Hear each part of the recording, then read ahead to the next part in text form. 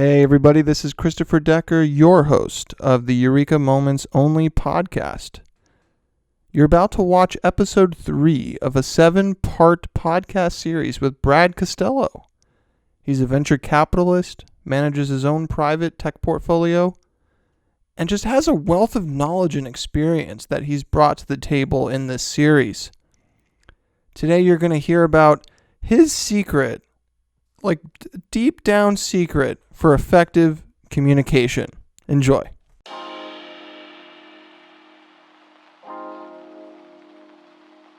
When you're an executive in large companies and you're asked to speak to all kinds of groups all the time, internal, different employee groups, but could be a large global audience or things like that, you go across the board. The thing is, you think, because of the way people used to teach about communications, that if you get up there and you describe what it is, you give bullet points, you try to create a connection to the person that's relevant to them. You may tell a joke, you may do all those things, and you're going to get most of the people. Let's say there's 1,000 people in that room that you need to get something across to. And you think, oh, great. And then you ask the people around you, hey, how'd that go? And they say, oh, it went really well. Good. You got your point across. But did you go ask 1,000 people? Do they even understand what you were talking about? What is the point? What was the takeaway? What were you trying to get them to do differently or get them to understand in a way that they didn't before? There's usually not a great read there. I mean, now people can give online feedback or things like that or instantaneous. But the bottom line, they're usually not answering that question. They're just usually giving their opinion. And, opinions are great as long as everybody has a right to them, but as long as they're informed, I'll listen. If they're not, I'll just say, thank you for expressing your First Amendment right, and it's all good. But this other one, I don't even think I learned to appreciate this, or it kind of hit me until I was a senior executive in the third Fortune company I was a senior executive of. And I'm sitting there looking, when I finally understood it, I kind of go, crap. I wish I'd understood this a little earlier, because I wouldn't have done the same things in front of those large groups. I was always able to, if I was meeting with a courier group or an operating group somewhere in a company or the operations, I was always able to connect there because I just felt like, because I had started at jobs like that, I could relate. And I would always just kind of keep it to what's relevant for them. But if you've got people coming in from all over the United States or all over the area, and you've got to speak to them, and let's say it's even a group of executives, let's say in a small room, let's say there's 12 executives on the executive committee of a company. Mm-hmm. And you think, oh, if I just explain it this way, I'll get 10 out of 12. Not true. Here's why. And this was the third kind of eureka moment for me is that when I finally understood about personality and temperament types versus communications types, because even at those Fortune companies, they used to teach, now I think they teach a little bit more psychology, but they used to teach okay, bullet point, give examples, give relevance to, some of the groups in the room, and then, try to create some kind of emotional connection and that's really was what you were trying to do. But what that didn't account for is personality and temperament types. And if you look at Myers-Briggs work, and that's just one personality profile, there's others. But if you look at that, what it tells you is there are some very different processing capabilities that how people process information. And one of those is, a certain percent of the population are more concrete in their processing, their initial processing of what they hear, see, etc. And a certain other group of people can handle a bit more of the abstract. So, for example, let's say you and I are going through a program. There are some people that you can go, if it's a 10-point program, you have to go 1, 2, 3, 4, 5, 6, 7, 8, 9, 10. It's not because in either one of the groups are any more intelligent than than the other. It's a processing. There are also a group of people in the room, by the way, less of a percentage than that group, if you look at concrete versus abstract in processing. They go 1, 2, 3. If they get 3 points in a line, they're going to 10. The thing is, they've already moved on. They're in the same room. Right. But they made what they call that intuitive thinking connection.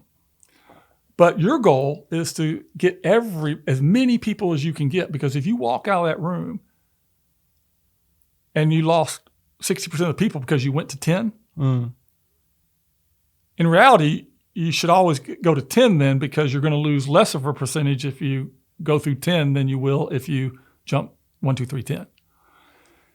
The important things of that to me is it totally changed the way that I would communicate to large audiences, large groups, etc., because I began to approach it, or even teams.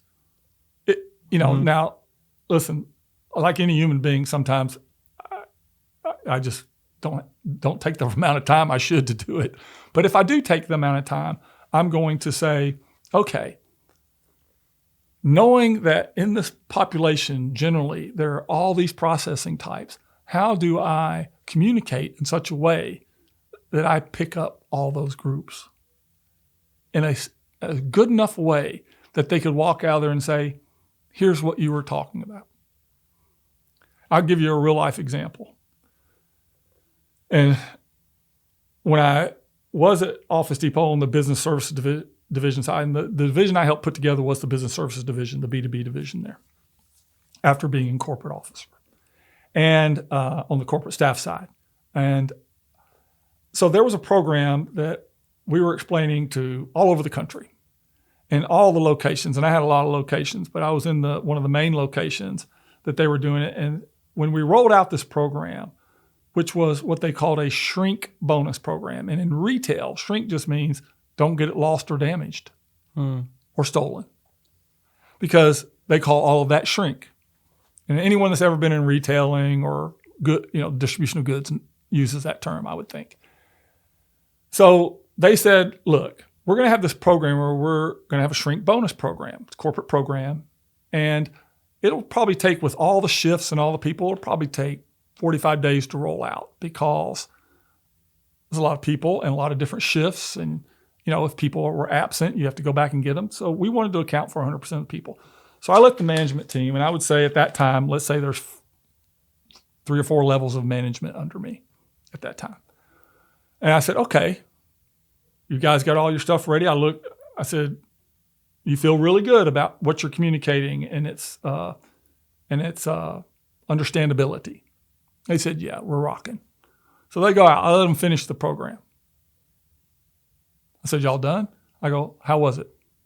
They go, great. We got everybody. We did it. We think we did a great job. We had brown bag lunches. We brought people in. We just didn't try to explain it to them while they were trying to do their job. We did it all.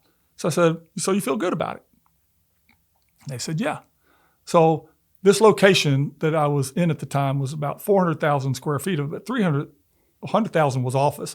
300,000 square feet was the operations. So I said, I got those 3 levels of management. I said, take a walk with me. I went down to find in the warehouse where they're pulling product, the first person that was pulling a big pallet of goods, products, down the aisle. It was a young lady, I remember. And it had loose inventory at the top of it, stuff that was out of the box. And if that falls off, obviously it's going to go to shrink or it disappears or whatever. So I stopped her and I said, hey, how are you doing? And she said, fine. And I said, what, did you go to a meeting recently about a shrink bonus program or shrink program? She goes, a shrink incentive program. She goes, yeah, we did. We all did. I go, how was the meeting? She goes, it was great. I go, was it instructional? Was it educational? Did they do a good job explaining? She goes, yes.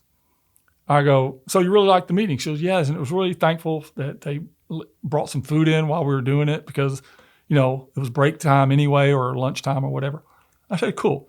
Can you tell me how those goods sitting on top of your pallet right now relate to that program you went through? She said, what are you talking about? She didn't have a clue. I said, what if I told you I was going to pay you 50 cents an hour more than you make for every hour you work if you keep that from getting broken or stolen? She goes, that'd be great. I go, that's the program you're in. She goes, I got it now.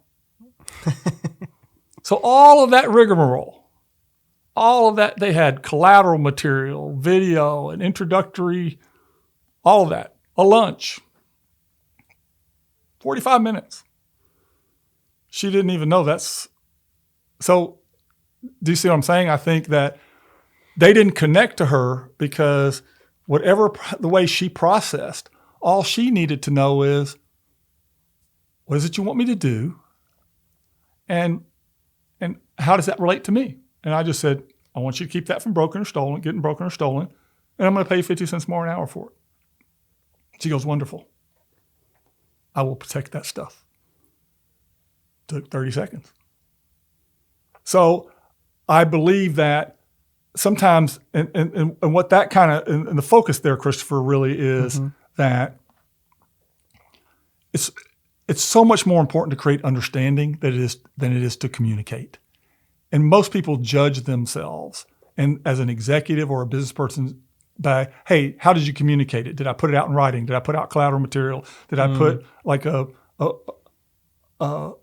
web, an online thing? Right. Or did I create a tool? But the real point, the real measurement should be, does someone understand?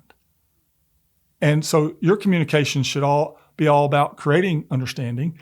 And what that changed really a lot for me was, once I began approaching things that way, is I don't even measure things by how well I think I've communicated. I measure it by two things. One, can I ask a person, hey, what'd you get out of that? And have it even relate to what the objective was? And do they understand how it's relevant to them? If they can't tell me both those things, then I failed. Mm-hmm. And a lot of executives or a lot of business people only look to say, hey, I communicated it, so there it is. And they will spend time, if you go back to them, justifying, look, here, you see what we rolled out? Look at this material. It was all good. It was all there. What difference does it make if people don't understand?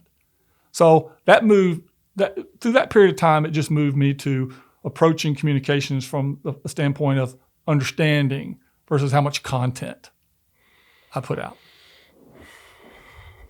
That's a big one, Brad.